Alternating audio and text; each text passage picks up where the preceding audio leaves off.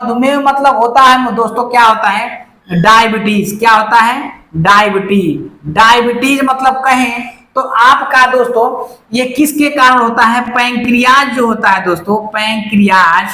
Pancreas मतलब होता है अग्नाशय। क्या होता है अग्नाशय। दोस्तों पहला ये लॉजिकल रीजनिंग का तीसरा पार्ट है जिसको बोलते हैं तार्किक तर्कशक्ति। ये तीसरा पार्ट है। अब क्वेश्चन दिया हुआ देखिए नीचे, पहला कथन और दो तर्क दिए गए हैं, तय कीजिए कि कौन सी अवधारणा कथन में निहित है। कथन देखिएगा क्या करा, बहुत से युवा तनाव प्रेरित मधुमेह से ग्रस्त हैं, ये कथन कह रहा है दोस्तों। मैंने कहा था कि इसमें आप अपने लाइफ की डेली बेसिस का लाइफ का जो 100% ग्रसित आपके साथ गठित हो रहा है यानी घटित हो रहा है उसको भी लेकर के चलेंगे और कहीं न कहीं तभी आपका क्वेश्चन सही होगा और इसका जो अनुमान कितना अच्छा आप लगा सकते हैं इस पे वो भी आपका काम करेगा। जितना अच्छा अनुमान उतना बढ़िया क्वेश्चन, जितना अच्छा 100% श्योरिटी उतना बढ़िया आपका आंसर के साथ जाएंगे। और धारणा देखिए क्या कह रहा है, तनाव के कारण मधुमेह हो सकता है। दोस्तों ये बहुत सही कह रहा है, तनाव के कारण दोस्तों मधुमेह होता है। ऐसा होता है क्या कि आप लाइफ में आपके जीवन में कोई बहुत बड़ी चीजें घटित हो गई हैं और आप डिमोटिवेट होकर के आपके जीवन में ऐसा होता है कि किसी सोच रहे हैं बार बार आपसे किसी चीज से दुनियादारी से खत्म हो जाती है, तो कहीं न कहीं आप देखेंगे वो चीजें आप डिप्रेशन में जब चले जाते हैं तो आपका बीपी और शुगर बढ़ जाता है। ये भी सही है, एक 100% तथ्य है। केवल दूसरा क्या अवधारणा, केवल तनाव ही मधुमेह का कारण है, ऐसा क्या दोस्तों, केवल तनाव ही मधुमेह का कारण नहीं बन सकता।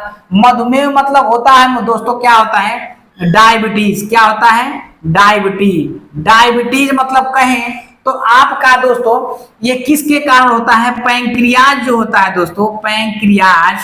पैंक्रियाज मतलब होता है अग्नाशय। क्या होता है अग्नाशय। अग्नाशय ये दोस्तों क्या करता है, इंसुलिन नहीं सर्वाइव करता है। क्या करता है, इंसुलिन न सर्वाइव करने के कारण आपको मधुमेह होता है। तो कह रहा केवल तनाव ही मधुमेह का कारण है, क्या नहीं दोस्तों, आपका नहीं। जब आपका अग्नाशय कहने का मतलब है एकदम काम नहीं कर रहा, उसमें झूल रहा, लटक रहा, कोई काम ही चिपका हुआ काम नहीं कर रहा है, इस कंडीशन में क्या होता है आपको डायबिटीज हो जाता है। ये शर्करा तक आपके जहां तक पहुंचाना रहता है वो पहुंचा नहीं पाता है।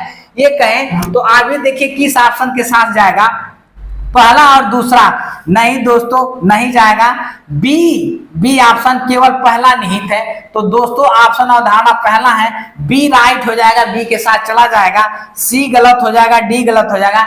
ये आरआरबी एनटीपीसी में आया हुआ क्वेश्चन है।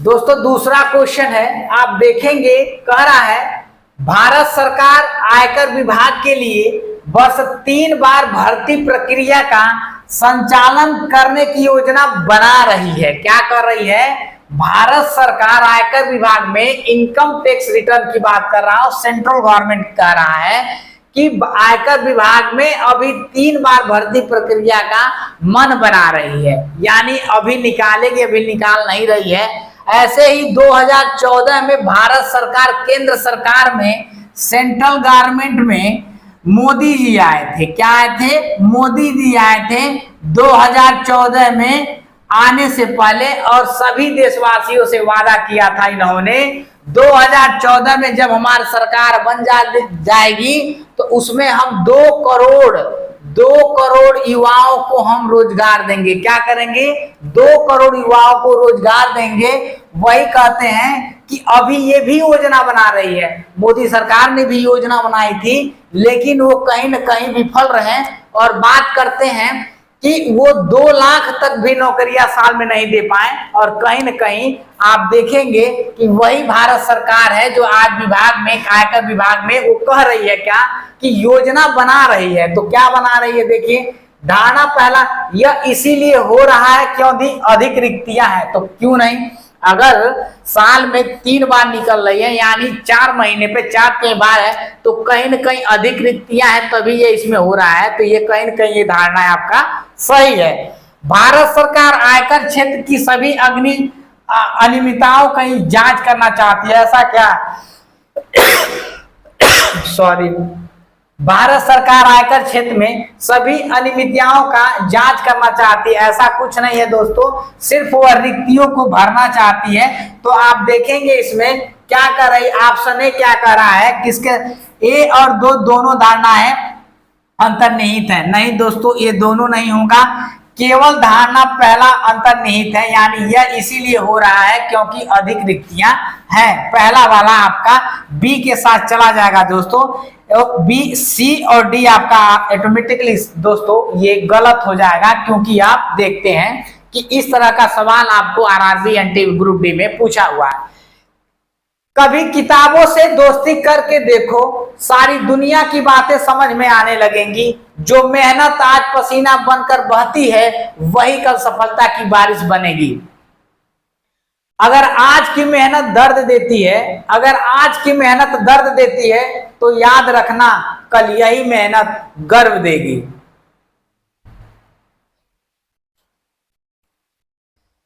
किताबों से जो सीखा वही जिंदगी में काम आया, किताबों से जो सीखा वही जिंदगी में काम आया, मुसीबतों ने जो सिखाया वो सबसे बड़ा इम्तिहान बनाया। विकल्प मिलेंगे बहुत मार्ग भटकाने के लिए, विकल्प मिलेंगे बहुत मार्ग भटकाने के लिए, संकल्प एक ही काफी है मंजिल तक जाने के लिए। विकल्प मिलेंगे बहुत मार्ग भटकाने के लिए, विकल्प मिलेंगे बहुत मार्ग भटकाने के लिए, संकल्प एक ही काफी है मंदिर तक जाने के लिए। दोस्तों तीसरा क्वेश्चन है, आप देखेंगे कथन में क्या कहा, शिक्षक ने कहा, क्या कहा, शिक्षक ने कहा कि छात्र यक्ष कक्षा में सबसे बुद्धिमान छात्र है। यक्ष की बात कर रहा है कि सबसे बुद्धिमान छात्र है। तो धारणा देखिए क्या कह रहा है, शिक्षक को लगता है कि अन्य छात्र बुद्धिमान नहीं है। ऐसा क्या, शिक्षक कह रहा है कि यक्ष जो है, यक्ष बुद्धिमान है कक्षा में, लेकिन ऐसा क्या अन्य छात्र जितने हैं उतने बुद्धिमान नहीं है?